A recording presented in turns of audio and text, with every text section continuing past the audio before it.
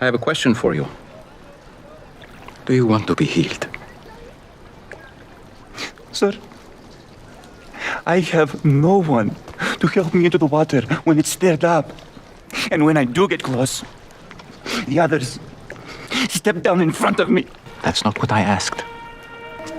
I'm asking about you. You don't need this pool. You only need me. Do you want to be healed? Get up, pick up your mat, and walk.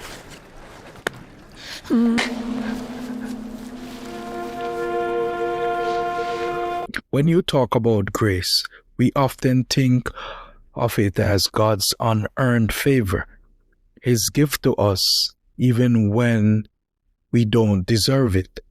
And while that's absolutely true, there's more to grace than just favor. Grace is also His mercy, His power, and His ability to bring complete transformation into our lives. But here's the key. Grace is given to those who desire to be made whole. Much like the man Jesus healed at the pool of Bethesda. Now, you might be wondering, what does it mean to be made whole? Think about the story in John 5 where a man who had been crippled for 38 years was lying by the pool waiting for someone to help him into the water. Jesus approached him and asked, "Do you want to be made well?" The man explained his predicament, and Jesus simply replied, saying, "Rise, take up your bed, and walk." The healing was immediate, but it required that the man responded in faith. The grace for healing was available, but it came with the question of willingness. This is a perfect picture of how God's grace works in our lives today.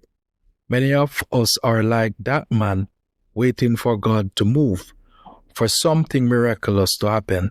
Maybe you're waiting for healing in your body, whether it's from cancer, HIV, or something else that seems impossible to overcome. Maybe you're looking for restoration from something painful like a broken relationship. Whatever it is, the question remains, do you want to be made whole? Before we go further, I want to share my personal testimony about how God's grace transformed my life and made me whole. My testimony goes like this. In my 20s, I was a womanizer, but I was unaware that this behavior was rooted in a generational curse until 2008, when my mentor, Prophet Bishop Richard Mackenzie, revealed it to me.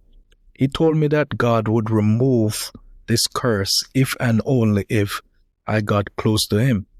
At first, I was in denial, thinking my thoughts were my own, unaware that a demon had been assigned to exploit the vulnerability caused by an immoral mistake from a distant ancestor in my bloodline. Reality hit me one day when I experienced a sudden, uncontrollable strong sexual urges that led to porn addiction and masturbation. It felt as if though a creature was compelling me to act. Though I didn't see it, each time I tried to quit, I would end up where I left off. At one point, I even had a 1 terabyte hard drive filled with downloaded content, which I erased multiple times, but always found myself downloading again.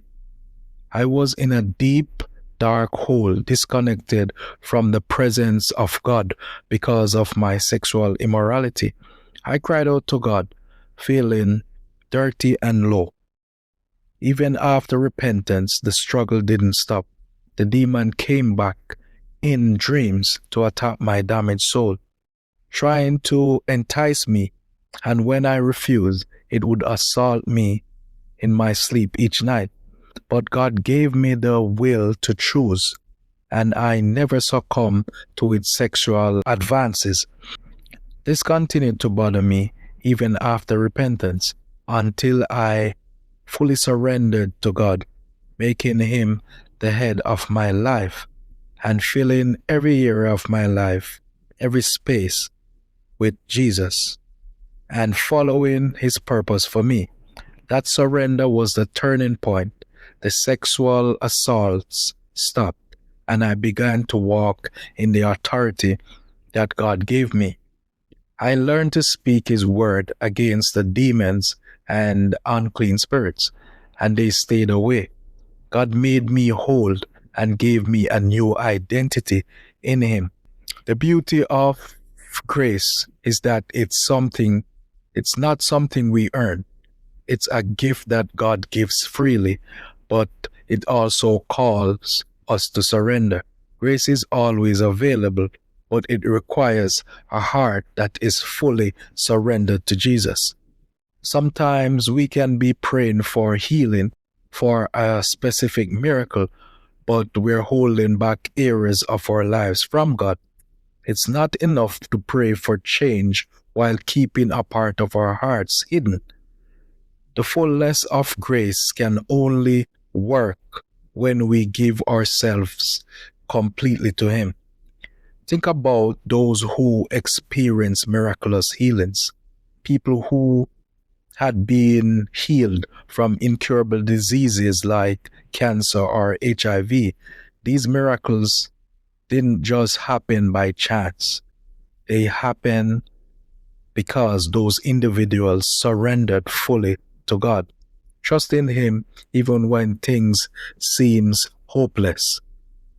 The same goes for restoration from emotional or relational brokenness. You may be praying for a relationship to be restored, but have you surrendered the situation to God? Have you let go and trusted His perfect will? Whether or not that relationship is restored, right? God's grace isn't about getting what we want.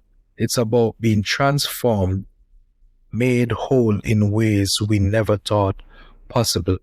Jesus didn't come to grant our requests. He came to make us new, inside out, just like in John 10:10. He came so that we can have life and have it more abundantly.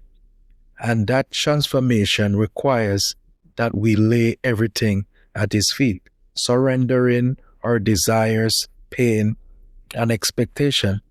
I want to challenge you today.